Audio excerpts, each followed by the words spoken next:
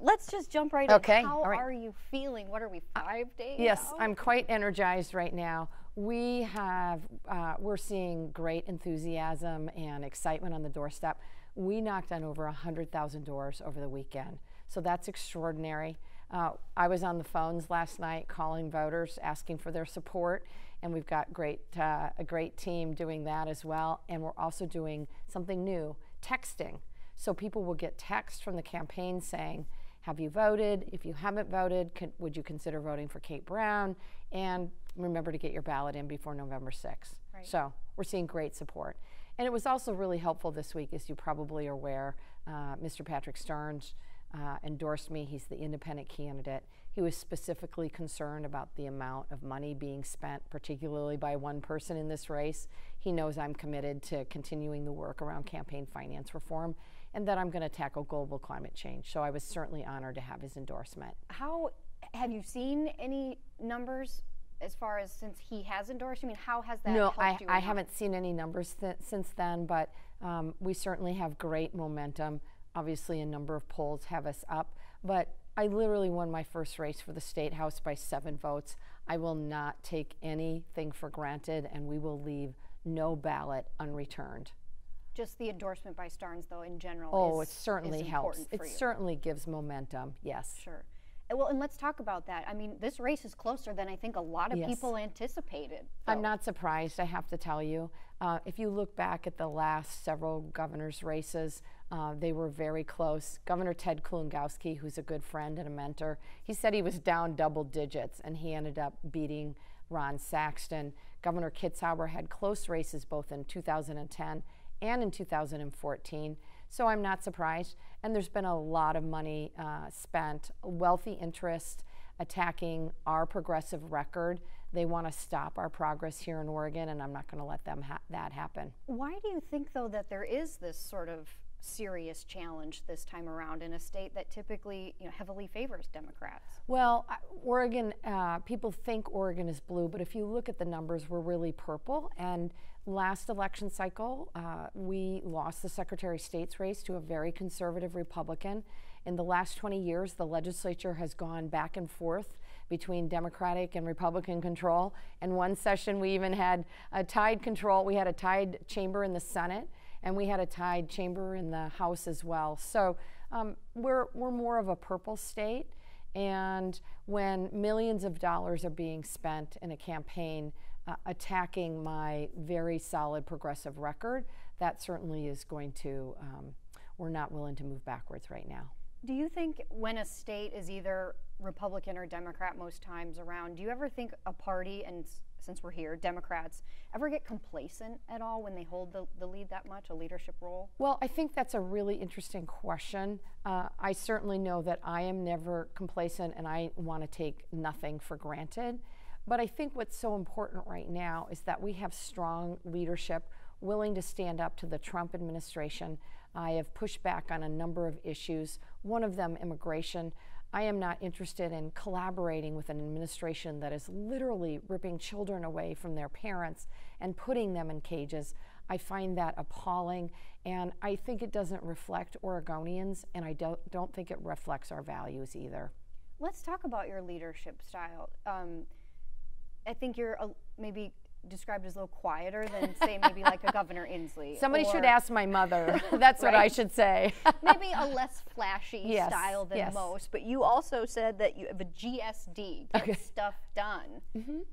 Tell people, how can you be less flashy and get stuff done, and how is that going to convince voters of your leadership style, maybe of people who haven't made a decision yet before? Well, I think it's a matter of style, and I am not a podium pounder. That's not how I think I can be most effective. I like to bring people together, Republicans and Democrats, and tackle the problems facing Oregon. The best example I can give is the work we did to fund the Oregon Transportation Package, the most comprehensive transportation package in Oregon history. I did an executive panel. Our visioning panel went out around the entire state, heard from Oregonians where they thought we needed to make investments in our transportation system. We then partnered the legislature. The committee went out on the road as well. They heard the exact same things, that we want investments in public transit statewide, that we want to invest in making sure that our roads and bridges are safe in the event of an earthquake, and we want to make sure we reduce congestion. And so we developed the package based on those 3 priorities, and we were able to get great support from Republicans, rural Oregonians, urban Oregonians, Democrats, and pass a very significant package that invests for the first time ever in public transit. It invests for the first time ever in electric vehicle rebates for low and moderate income families.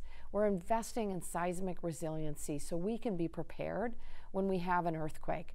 So that's how I work. It's collaborative and through consensus, and I found it has enabled us to get what I call GSD, get stuff done. Yeah, and transportation is a big deal, but we're also facing homelessness, PERS, education, and you're on the record for all of those things at this point. But so what I want to know 5 days out is, what do you think is the biggest issue, and which one do you think you want to start tackling if you get this next term? Well, I think there are a couple of issues that we need to tackle, particularly as we move into the 2019 session. And don't think I'm resting on my laurels right now. We are working hard to be ready for the 2019 legislative session. Let me share with you where I think we need to be focused. Number 1, making sure we improve educational outcomes for all of our students. Oregon, as you know, has one of the lowest high school graduation rates in the country. We must invest in career and technical education and to make sure that every single high school student has access to career and technical education. Fully fund ballot measure 98. That's my commitment. And the reason why this is so important is that when students have access to hands-on learning, education becomes relevant. They want to stay in the classroom, and it connects literally the classroom to career. It also teaches them very important skills. Let me just share a quick story. A young man I met at Junction City High School, he was doing the culinary arts program. A lot of young men in the culinary arts program. I said, "What are you learning?" He said, "You can't be governor alone. It requires a whole team," and that's what I'm learning here in this particular program. That's the important life skills that students are learning in these career and technical ed programs. So we'll be focused on that, specifically funding career and technical ed, increasing the school year to 180 days, reducing class sizes for K through 3, and I'm very focused because if we really want to improve our educational outcomes for all of our students and ensure that every student graduates from high school with a plan for the future, we have to fund preschool programs, particularly for our low-income families. And I want to add 10,000 families to ensure that our students show up to kindergarten ready to learn. Well, and a lot of the ads that Buehler has put out is really criticizing the low graduation rate. But that is something, frankly, that has been around long before you were governor as well.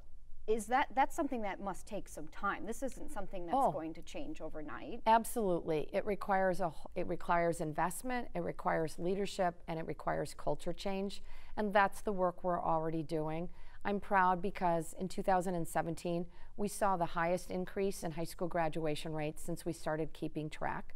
We invested an additional 22% in K through 12 education, a number that my Republican opponent voted against. And we worked to pass legislation to reduce class sizes. Representative Buehler voted against that as well. So we're going to continue to focus on these evidence-based policies that we know will deliver results for our students. Money is important, I think, for a lot of these big issues facing Oregon. But when it comes to education and PERS and homelessness, are you visionary? I mean, do you also have some creative ideas besides the money that you think might be a good solution to these problems? Yes, I think what I have really championed is what I call progressive public policy. And Oregon, as you know, has a reputation for being groundbreaking in the public policy arena. Let me give a couple of examples. Our work to create the bottle bill. The legislation that passed created Oregon's land use planning system. And of course, I'll give Secretary Kiesling and former Secretary Norma Paulus the credit for bringing Oregon to vote by mail. And under my leadership, we've passed a handful of policies that are being replicated by other states across the country. And I think it's really important that states see Oregon as a leader. Let me share a couple. Number one, legislation to create the nation's first automatic voter registration system called New Motor Voter. Now 11 states have copied our lead. Our work to ensure that every woman, regardless of her income, regardless of her zip code, regardless of her immigration status, has access to the full complement of reproductive health services. That is legislation you will see copied in state after state, particularly with what has happened with the U.S. Supreme Court and the appointment of Justice Kavanaugh. Literally, women's right to reproductive access is under threat in this country, and the states are going to be the place where the action is at. Our work to move forward on comprehensive firearm safety, and our work to ensure that Oregon, we were actually the first state in the country to intentionally move away from coal-generated electricity in our coal to clean legislation. So I think there's a lot more work to be done, but I do think the work that we are doing certainly improves the lives of families across the state and makes Oregon a really good place to live, work, and of course play. I just lastly want to touch on women in politics right now. I mean, you've been around for a while. It's nothing really new for you, but for some it is. I mean, might be the time for women governors even all around It would be great. It would be great. Just in general, can you comment on the number of people in general who are getting involved right now, from young people to minorities to women? It's pretty incredible, frankly. I'm blown away by just the amount of enthusiasm and excitement around both my campaign and around campaigns across the country. It's really clear that Oregonians, Americans, are hungry for leadership that will bring Oregonians together, that will bring Americans together. And we're seeing so many young people, people of color, women across the country running. And I absolutely believe that our public policy, when it's crafted by a diverse group of folks at the leadership table, is much more reflective, resilient, and respectful of the communities that it represents. And I'm looking forward. There's literally 6 women governors right now. I'm looking forward to having many more colleagues at the national level to work with, and I think there's a lot of people excited about that. Anything else that you want to touch on? Yes, I think this campaign, it's so critical that people get their ballots in. I am living proof that your vote is your voice and every single vote matters. In my first campaign for the State House, I literally won my race by 7 votes. And so I want to encourage young people, people who maybe haven't voted before, to get their ballots in, because your voice really does matter and your vote will be counted in Oregon, and we can be proud of that. Good. Anything else? I think it's so key right now that we keep Oregon moving forward. Now is not the time to go backwards. We need a governor we can trust and someone who has a track record of bringing people together to tackle the problems facing Oregon. I'm the only one in the race with a track record of bringing people together, and I will continue to do that as Oregon's governor.